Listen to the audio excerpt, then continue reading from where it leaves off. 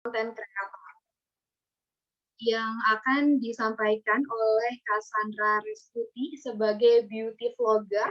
Apakah sudah bergabung, Cassandra? Hai Kak Dila semuanya. Wow, suaranya sudah mulai terdengar, namun belum nampak wajah cantiknya. Nah, Halo. halo Cassandra, barangkali boleh disapa terlebih dahulu adik-adik kita yang ada pada hari ini. Iya, halo semuanya, teman-teman dari SMP Firdaus sama teman-teman dari Matahari Kecil juga. Semoga masih semangat ya, ini udah lumayan siang banget dari tadi, menarik ya pembahasannya. Semangat banget dong, apalagi yang sekarang ini mengenai konten kreator. Kayaknya adik-adik kita juga tadi kan pembahasan tentang mengenai bermain handphone. Siapa tahu salah satunya di sini adalah subscriber dari Cassandra. Mohon izin saya Dila untuk membacakan terlebih dahulu CV dari kakak. Bernama Sandra Restuti Eskep,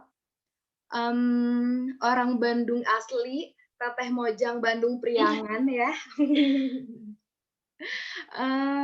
Sekolahnya terakhir di Fakultas Keperawatan Universitas Pajajaran, lahir di Bandung 8 Februari tahun 99. Freelancer, Instagramnya di sini ada, boleh di follow. Terus di sini experience-nya sebagai owner Safloris, content creator, dan menjadi beauty vlogger dari tahun 2020 sampai 2021. Terlihat sekali dari wajahnya, dari riasan matanya, asli ini mah konten kreator ya Kak ya. Langsung saja pemaparan dari Cassandra Restuti mengenai beauty vlogger. Silakan. Oke, sebelumnya aku udah bikin PowerPoint juga mengenai beberapa poin penting yang teman-teman harus tahu gitu ya. Nah, Bismillah, semoga lancar ya ini aku menjelaskannya. Kenalin semuanya, nama aku Sandra, aku dari Bandung, aku seorang beauty vlogger, alhamdulillah baru lulus juga. Pendidikannya kemarin, jadi udah 4 tahun kuliah, terus 3 tahun sebagai apa ya, ya orang yang berkecimpung di dunia Instagram, terus, dunia sosial media gitu. Mungkin, ini akan sangat berkaitan juga sama, audiensnya, teman-teman dari SMP Firdaus, karena, kalau misalkan nanya anak-anak sekarang ditanya cita-citanya mau apa, kebanyakan, jawabnya pengen jadi YouTuber, pengen jadi selebgram gitu ya, sebenarnya apa sih gitu ya, pekerjaan itu apa gitu. Nah, ini aku udah bikin beberapa poin yang teman-teman harus tahu, tentang perbedaannya nih, tentang influencer, beauty vlogger, atau content creator. Next, boleh? Nah, sebenarnya apa sih influencer itu coba? Teman-teman kayaknya, aku kalau udah gede pengennya jadi selebgram, di-endorse gitu ya, foto dapat, endorse terus dapat uang gitu, dapat barang dapat uang. Sebenarnya influence itu apa gitu, influencer itu apa gitu. Nah, influence ini sendiri artinya adalah pengaruh, dan influencer itu adalah seseorang yang bisa memberikan pengaruh di masyarakat melalui banyak, media, bisa media sosial, bisa ke sosial, langsungnya gitu ya, turun, ke lapangan. Dan biasanya semakin besar pengaruh yang diberikan oleh si orangnya tersebut, maka dia akan semakin luas dikenal oleh masyarakat. Nah, kalau udah dikenal nih, kalau misalkan dia punya platform kayak YouTube, kayak Instagram, pasti followersnya, subscribersnya akan meningkat gitu. Nah, inilah mungkin yang teman-teman cari gitu kan, selain bisa ngasih pengaruh, terus juga bisa dikenal orang, gaya hidupnya bisa mungkin diikuti orang. Nah, ini mungkin beberapa poin yang biasanya teman-teman cari gitu ya, dan teman-teman nggak usah khawatir karena influencer ini tuh bisa berasal dari banyak profesi, dari berbagai apa ya, siapapun bisa menjadi influencer gitu. Misalkan seperti aku gini ya, beauty vlogger itu bisa juga jadi influencer kalau kalau bisa memberikan pengaruh yang cukup signifikan di audiens yang aku punya gitu. Tapi kalau misalkan nggak bisa, ya bukan dinamakan influencer, karena influencer harus bisa memberikan pengaruh dan juga, mengarahkan pandangan seseorang ke suatu topik tertentu, kayak gitu teman-teman kalau yang dinamakan influencer. Nah, terus kita lanjut, kalau content creator itu apa gitu kan, pasti teman-teman, udah nggak asing lah sama nama-nama, video kreator, content creator gitu kan, boleh next? Nah, Content creator ini adalah pembuat konten yang bentuknya itu bisa berbagai macam, bisa publikasi gitu ya, kayak tulisan-tulisan gitu, puisi, terus juga seni gitu, bisa lukisan, gambar, ataupun video gitu.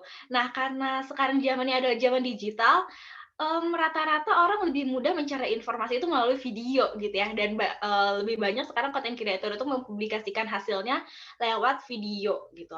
Dan content creator ini nggak selalu tampil di depan layar kok, dia bisa bekerja di belakang layar. Nah, dia bisa bekerja untuk dirinya sendiri, untuk mem-branding atau untuk mengembangkan namanya sendiri, ataupun untuk kelompoknya, misalkan kelompok kayak aku, kelompok beauty, dia bisa, bekerja untuk itu, atau bahkan dia bisa menjadi content creator untuk orang lain, untuk mengembangkan, apa ya, kemampuan yang dimiliki oleh orang lain melalui keterampilan yang dia bisa buat, yaitu, membuat suatu konten. Nah, kalau beauty vlogger, kira-kira apa ya? Nih, ada di next, slide. Beauty vlogger itu, berasal dari, kata vlogger yang sebenarnya seseorang yang suka mendokumentasikan berbagai kegiatan melalui video dan dibagikan ke media sosial. Jadi kalau misalkan teman-teman sukanya video-video, kalau misalkan lagi jalan-jalan bikin vlog gitu ya, tapi nggak di-upload. Nah, teman-teman bukan vlogger, tapi begitu teman-teman upload ini ke media sosial, yang simpel aja deh ke Instastory. Nah, teman-teman udah bisa dikatakan sebagai vlogger gitu, karena teman-teman membagikan ke media sosial yang bisa dilihat oleh banyak orang. Nah, kalau beauty vlogger itu seorang yang suka mendokumentasikan segala hal terkait kecantikan dan membagikannya ke media sosial. Ada juga food vlogger. Nah, itu lebih ke terkait kaitannya dengan makanan gitu ya, kuliner dan lain-lain. Masih banyak banget vlogger-vlogger di dunia ini. Tapi kali ini aku akan mengerucutkannya aja berdasarkan apa yang aku tahu dan apa yang sudah aku alami gitu ya. Next.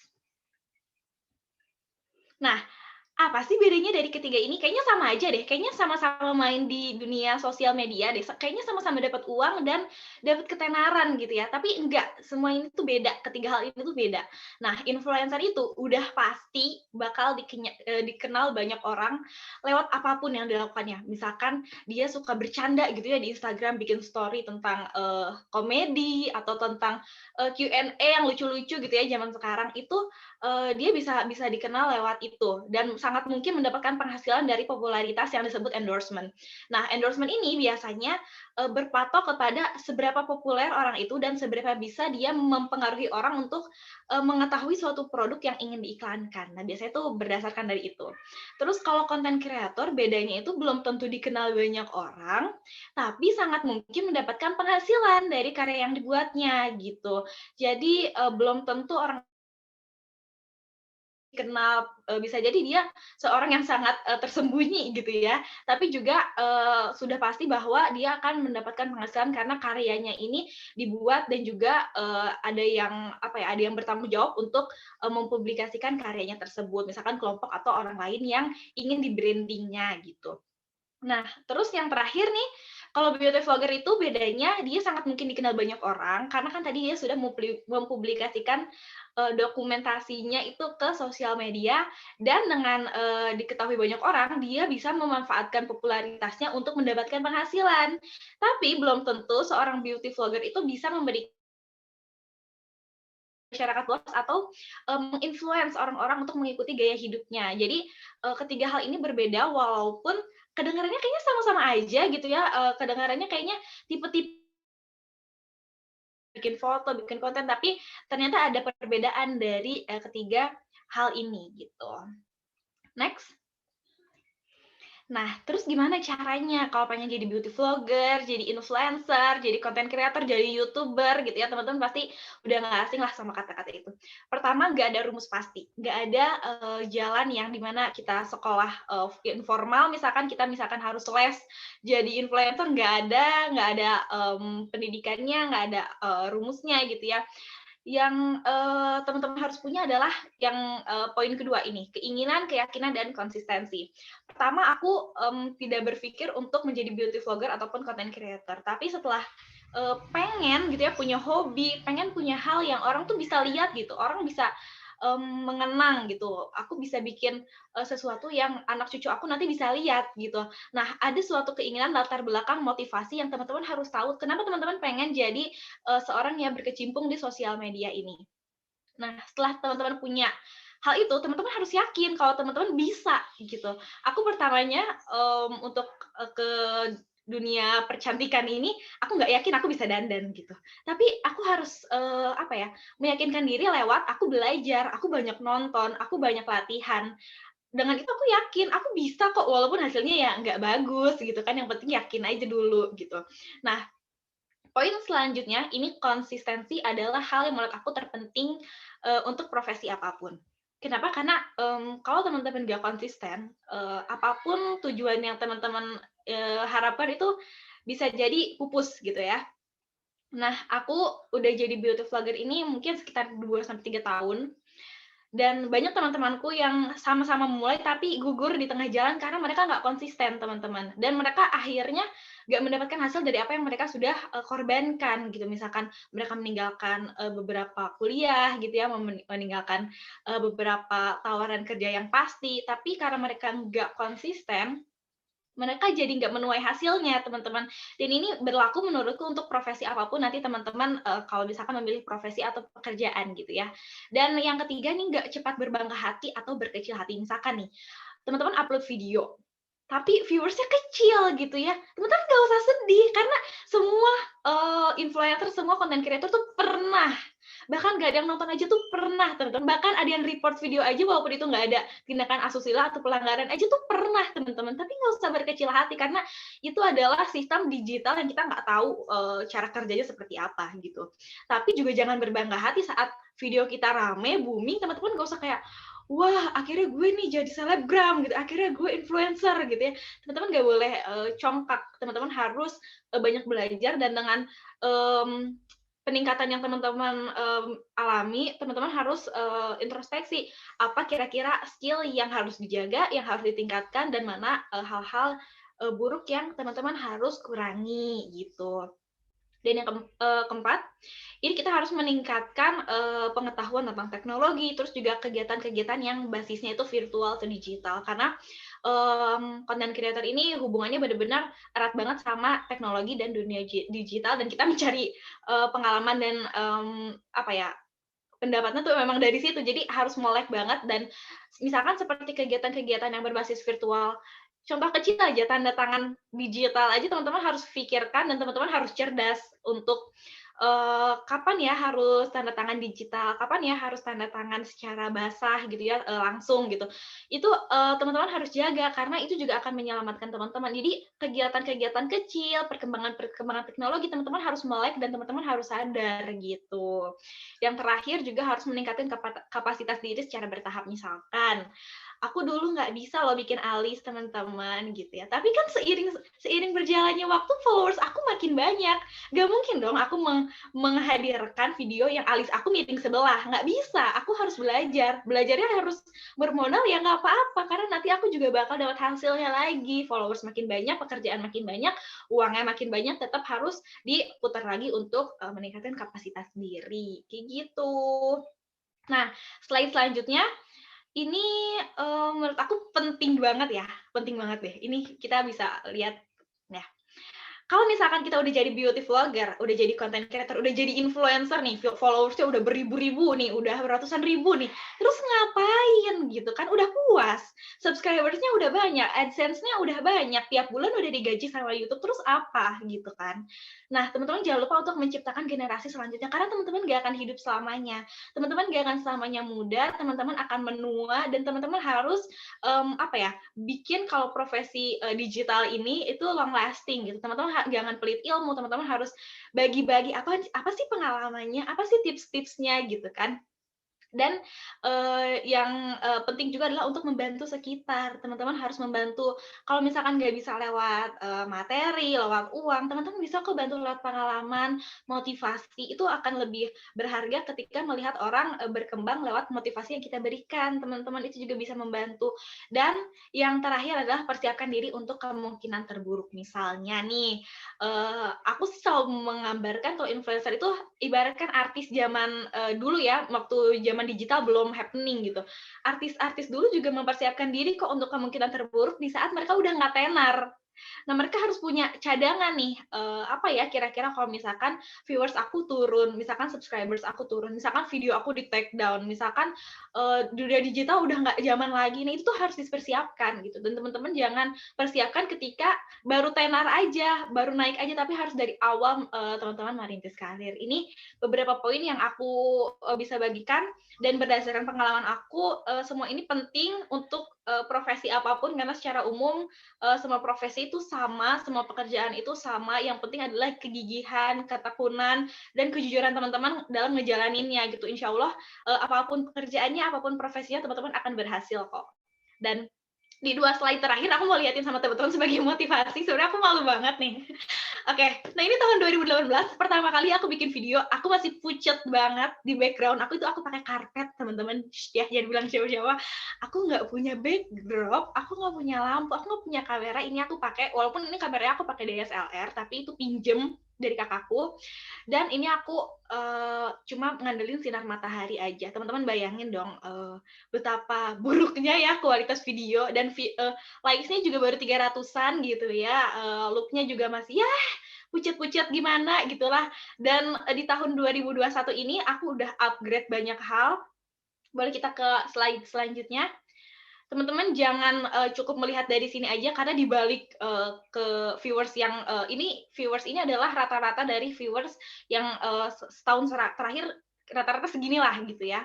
Ini nggak usah dilihat dari angkanya, tapi teman-teman harus lihat progres dari, kalau misalkan aku lihat dari foto ini ya, aku merasa aku kepercayaan dirinya juga meningkat, keyakinan aku dalam bikin video bahwa aku ada yang nonton, aku ada yang suka, itu meningkat juga teman-teman. Jadi itu tuh nggak cuma apa ya, nggak cuma bisa belajar, tapi teman-teman harus praktek, teman-teman harus merasakan sendiri di depan layar, berperilaku seperti apa yang teman-teman inginkan, dan nanti teman-teman akan merasakan energinya sendiri. Itu mungkin teman-teman ya bisa aku bagiin ya, sedikit aja sih, karena memang aku juga belum banyak pengalaman, jadi aku masih belajar juga, sama sih. Gitu Kak Dila. Wow, Masya Allah. Sedikit katanya Teh ya, padahal mah udah banyak sekali, dan dibalik hasil yang sekarang ini pasti ada perjuangan yang wow luar biasa, up and down-nya ya Kak ya. Betul. Barangkali adik-adik kita yang ingin bertanya silakan, mau bertanya langsung dan ngobrol langsung dengan influencer kita pada siang hari ini boleh, atau mau minta fallback mungkin ya boleh juga. Aduh, adik-adikku ini ya. Atau mau ngobrol via kolom chat juga mangga. Kalau misalkan belum ada, Yang Kakak, oh ada. Halo, iya, dengan siapa boleh ini? nanya? Heeh. Boleh, Ini boleh. Kak, dikit Kak, dan Kak Sandra ya, kan Kakak nih, udah ngetren nih Kak ya, bikin video cakep-cakep nih. Cantik juga Kakaknya. Boleh nggak Kak, teman-teman dari SMP Daus diajak nge-vlog bareng nih? Heeh. Jadi biar dia tahu prakteknya gimana sih bikin vlog itu gitu. Ya entar lah kalau nggak pandemi, nggak sekarang sih. Kalau misalkan udah ada waktu gitu, ya 1-2 kali lah Kak, biar ada pengalaman. Karena ini kan kayaknya sih nggak harus nunggu udah kerja ya, SMP pun bisa dibikin nih sekarang nih, nggak harus nunggu nanti kan gitu. Betul. Itu aja Kak, thank you. Boleh banget kok. Aku juga sebenarnya konten aku juga nggak cuma beauty ya, maksudnya aku juga terbuka untuk kegiatan sosial kayak gitu. Tapi mungkin memang karena komunitas basicnya aku tuh kecantikan semua, jadi memang kegiatannya pasti kebanyakan kecantikan. Cuman kalau misalkan teman-teman pengen belajar, pengen apa ya, kayak itu tuh nggak bisa loh teman-teman, kayak teman-teman coba baca apa yang misalkan kayak teman-teman Google gitu, apa yang dibutuhkan untuk menjadi YouTuber, nggak bisa, karena setiap orang tuh beda teman-teman. Dan kalau misalkan belajarnya langsung praktek itu juga pasti bakal beda, teman-teman akan lebih mengerti. Nanti kalau misalkan kita ada kesempatan, pandemi udah berakhir, kita bisa jadwalin lagi dengan persiapan yang lebih matang ya teman-teman, supaya teman-teman juga bisa mulai. Karena percaya atau enggak ya, teman-teman influencer aku tuh umurnya, aku tuh kan sekitar 20-an, dan teman-teman aku tuh sekitar 15 sampai 17 tahun. Itu tuh benar-benar mereka luar biasa banget, dan mereka ngerintisnya pun dari SMP kebanyakan gitu. Kalau kan ngerintisnya tuh dari kuliah ya, dari aku kuliah tahun pertama, jadi udah telat banget. Tapi mereka ngerintis saat masih SMP, jadi waktu mereka untuk belajar itu masih sangat panjang, dan mereka rata-rata sukses di usia yang sangat muda dengan banyak pencapaian, dengan banyak prestasi yang walaupun kadang orang nganggapnya influencer itu nggak punya kepastian pekerjaannya nggak jelas gini-gini, tapi ternyata kita bisa membuktikan kalau freelancer, influencer itu juga nggak kalah kok dengan pekerjaan lain nih pada umumnya kayak gitu. Oke, sudah langsung diajak collab ya Kak, Masya Allah. Giselle atau Setia atau Kansa barangkali ada yang mau bertanya, silakan boleh langsung open mic, dinyalain aja mic-nya, langsung bertanya, ngobrol bareng Cassandra. Boleh deh Cassandra. Boleh. Iya Pak, luar biasa itu, viewernya udah meningkat tajam ya dari awal sampai sekarang gitu. Cuman aku ada satu sisi yang ingin penasaran aja ya. Biasanya dalam sebulan itu suka pakai iklan nggak sebenarnya? Iya. Terus budget iklan biasanya seberapa sih untuk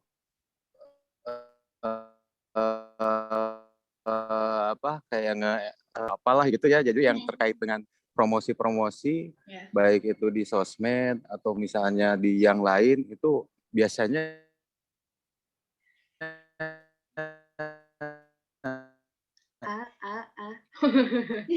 gimana ya, berapa ya? Iya, aku nangkep sih pertanyaannya. Oke. Terima kasih Kak Darmansyah. Silakan Cassandra langsung dijawab. Iya, ini pasti banyak banget ya teman-teman yang masih remaja juga pasti yang bilang cita-citanya pengen jadi YouTuber tuh karena lihat Atta Halilintar bisa beli mobil Alphard setiap bulan gitu. Sebenarnya gajinya berapa sih dan berdasarkan apa? Patokannya tuh apa? Teman-teman harus berbahagia kalau teman-teman pengen jadi influencer dan misalkan udah mulai merintis gitu ya. Karena di dunia influencer itu tidak ada aturan dan tidak ada hukum. Teman-teman bisa menentukan bayaran yang teman-teman mau, berapapun besarannya, teman-teman bisa tentukan. Aku bahkan dulu pas pertama kali dapat endorsement, dapat iklan gitu ya, ini ada produk masker wajah, mau iklan di Instagram aku, bayarnya berapa? Dia bilang, terus aku kan bingung, So aku mencari ya aturan red card di selebgram gitu ya, tapi nggak ada teman-teman, nggak ada loh. Dan ternyata setelah aku cari-cari itu hanya berdasarkan kepada keterampilan yang kita punya, dedikasi yang kita punya, dan performa kerja yang kita punya. Dulu aku satu video, satu foto, jadi 2 kali posting ya, cuma 50.000. Belum aku review di Instastory itu sampai 10 slide. Cuma 50.000 aja. Tapi kan itu kita kayak bangga banget. Ya ampun, kok ngeposting gini doang dapat 50.000 gitu kan. Rasanya itu kayak gede banget 50.000. Tapi setelah aku makin kesini followers makin banyak, viewers makin banyak, aku harus berpikir aku harus meningkatkan kapasitas dalam segi misalkan visualisasi. Orang harus enak melihat aku. Pencahayaan harus bagus, kameranya juga harus bagus. Kenapa? Karena beberapa ingredients atau kayak bilangnya informasi produk itu harus fokus, tampilnya harus fokus, kan itu yang dijual teman-teman. Dan itu kan aku berarti harus upgrade handphone, aku harus butuh modal ya nggak sih. Dan dari situ aku update juga bayarannya gitu. Sekarang satu slide Instastory aja tuh cukuplah kita untuk makan gitu ya, untuk makan ya cukuplah gitu. Nah, apalagi kalau misalkan untuk satu videonya di feeds gitu ya, satu kali itu cukuplah gitu untuk misalkan beli sepatu Adidas gitu yang terbaru gitu ya, itu kan alhamdulillah banget gitu. Tapi kan orang juga nggak asal bayar mahal, kita harus menjual apa sih yang kita jual. Nah, dalam dunia iklan itu kita ada namanya briefing, ada namanya product knowledge. Itu adalah informasi produk yang kita harus belajar loh teman-teman. Kita harus pahami apa sih yang kita jual. Kita jangan cuma iklan aja, jangan cuma foto bareng produk tapi kita nggak tahu itu produk apa gitu. Dan pastikan pasar yang mereka inginkan itu kena sama platform kita. Misalkan Kak Darmansyah tadi misalkan jualan bisnis oli, kan Kak Darmansyah nggak mungkin endorse aku, Kak Darmansyah ya, karena audiens aku bukan bapak-bapak otomotif gitu. Pasti kan harus yang produknya kecantikan, produknya skincare, itu pasti bakal kena gitu. Dan ada yang namanya di aku tuh, kalau aku pribadi ada garansi. garansi di mana kalau misalkan produknya nggak cocok di aku nggak akan bilang itu bagus, aku nggak akan bilang itu produk aku pakai, aku akan bilang itu produk jelek, itu produk nggak cocok di aku dan aku kembalikan uangnya. Nggak semua influencer kayak gitu, nggak semua beauty content creator kayak gitu, makanya integritas juga harus dijunjung dan harga itu harus termasuk ke dalamnya gitu. Itu sih berpatok. Kalau misalkan sebulan dapat berapa, cukuplah Honda Beat 1 kali ya. Tapi kan itu juga beda-beda sih teman-teman gitu. Iya betul. Kualitas tidak, harga tidak salah, harga tidak membohongi kualitas. Mantap. Gitu ya, Kak ya? Betul. Selanjutnya ini ada pertanyaan dari Setia Ramadhani. Kak, kalau influencer itu harus tahu make up atau skin lagi, atau tahu skincare enggak? Dan juga ada pertanyaan dari Safina, langsung aja nanti dijawabnya berbarengan ya Kak ya. Kak, kalau bikin konten harus dijadwal enggak Kak? Silakan Kak. Oke, jadi influencer itu sebenarnya kan tadi ya bisa memberikan pengaruh gitu. Kalau misalkan teman-teman memberikan pengaruhnya tentang politik, ya teman-teman nggak harus tahu make up, teman-teman cukup tahu politiknya aja. Kalau misalkan teman-teman influence-nya mau tentang kuliner, ya teman-teman nggak perlu tahu make up, teman-teman harus tahu kulinernya aja. Jadi teman-teman tuh sebenarnya pengen jadi influencer apa sih? Misalkan gamers, teman-teman ya harus update tentang game-game terbaru, kayak gitu. Jadi bidang apa sih yang teman-teman pengen kasih lihat ke orang, yang pengen teman-teman kembangkan, ya itu yang harus teman-teman tahu dan pahami secara betul. Dan nggak perlu berkecil hati karena memang proses belajar itu nggak instan. Kalau misalkan teman-teman pengen hatam banget, ya teman-teman harus setiap hari lewat banyak hal gitu. Teman-teman bisa, sekarang udah gampang ya, tinggal nonton YouTube tuh banyak banget tentang isi-isinya. Kalau misalkan mau dimanfaatin, itu bisa juga jadi salah satu ilmu pengetahuan juga gitu. Terus kalau misalkan bikin konten tuh harus dijadwal nggak sih? Nah, ini tuh keuntungan lagi kalau misalkan jadi content creator, jadi influencer, kerjanya sesuka hati. Kalau misalkan teman-teman lagi mood, sehari bisa mungkin bikin 2 video, tapi kalau lagi nggak mood, sebulan bisa jadi nggak ada video sama sekali gitu.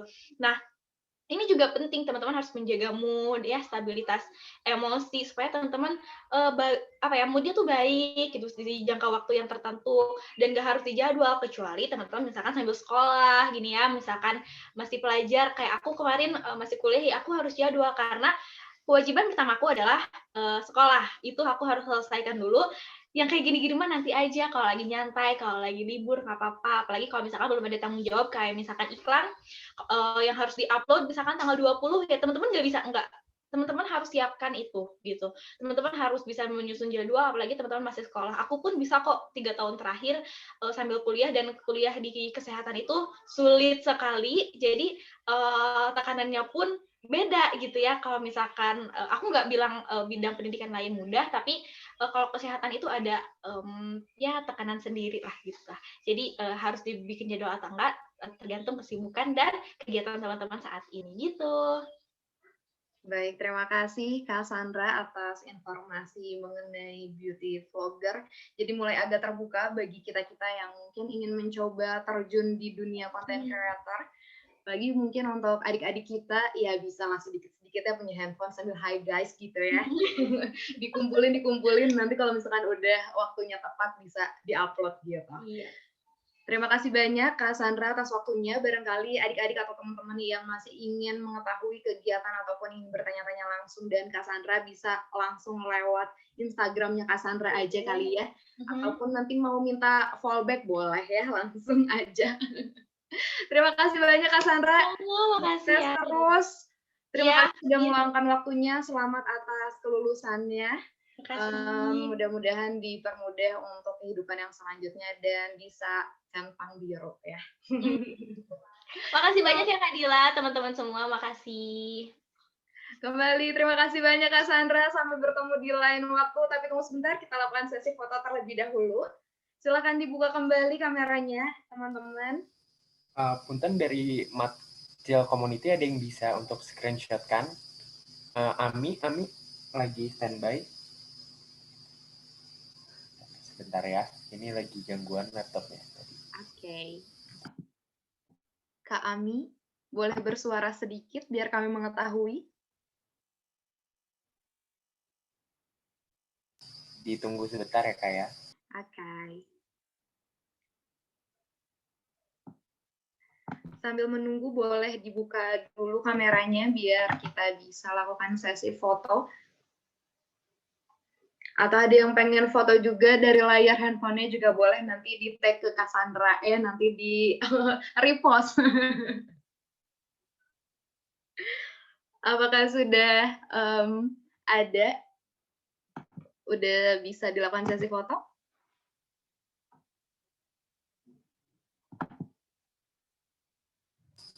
Bentar ya, 1 menit.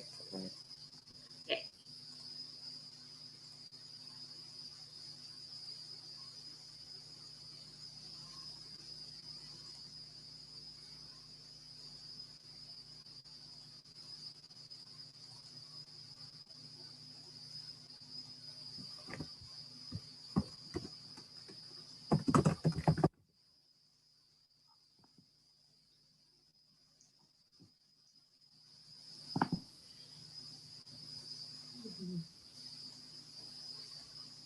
Ya, udah bisa.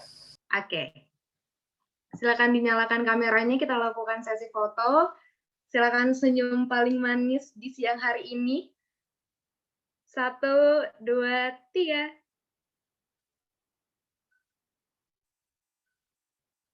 Mohon ditahan sebentar karena mungkin ada beberapa slide.